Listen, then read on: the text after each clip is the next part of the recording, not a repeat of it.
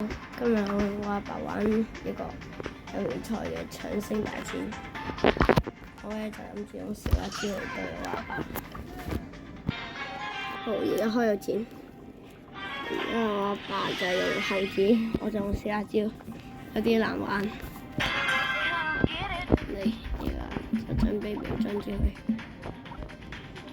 佢，啲嚟又跳過嚟，好彩冇事，我有用呢個力技。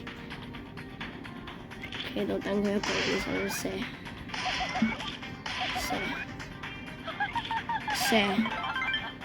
再射。而家咧，暫時我打中到我阿爸，我就可以贏。但係有啲難打中，佢有啲勁嘅，我知佢避得。通通，我開大技撳錯大技。我阿爸有啲勁，有啲真係嘥晒我嘅所有技能。我而家要小心啲，打中，哇 set， 死啊！哇，我開大技，我嘅大技 yes， 我射死佢，而家我就等佢一過嚟就射佢。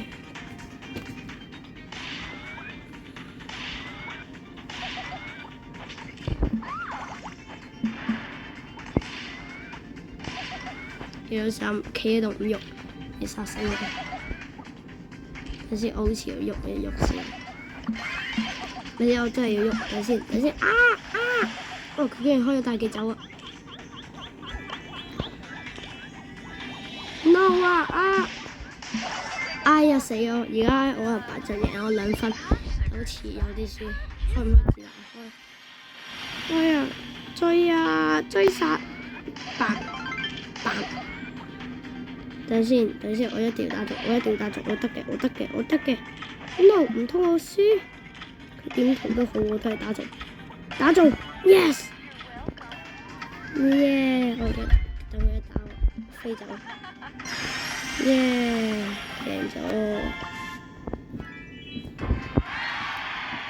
希望大家可以睇我哋呢條片咧，跟住可以訂閱同埋撳讚支持我嘅影片。如果大家中意睇我哋玩友誼賽嘅人，就喺留言度講。